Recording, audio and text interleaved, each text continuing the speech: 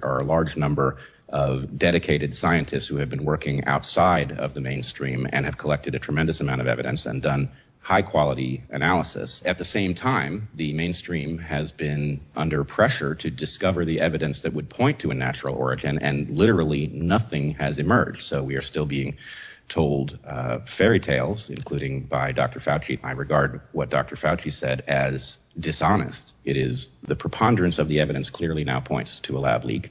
The evidence is of 4 different kinds. There is molecular evidence, that is to say the sequence of the genome of the virus suggests editing of a kind that we know was taking place at the Wuhan Institute of Virology.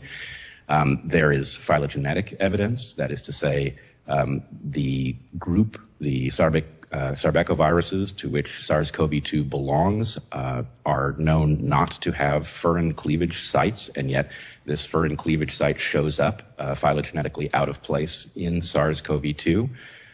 There is epidemiological evidence. We have a virus that did not show any evidence of evolution early on. It arrived in human beings perfectly adapted to spread at a high rate, whereas we would have expected a period of evolutionary adaptation that we cannot find. And then fourth, and maybe most important, there's a tremendous amount of circumstantial evidence surrounding the way the Wuhan Institute of Virology has dealt with the question of a possible lab leak. Mm-hmm. Initially, the laboratory in question acknowledged that a lab leak was possible. In fact, the leader of that lab, Zhizheng Li, said she didn't sleep a wink for some time, thinking that maybe the virus had escaped from her lab. So we know that such a thing is plausible.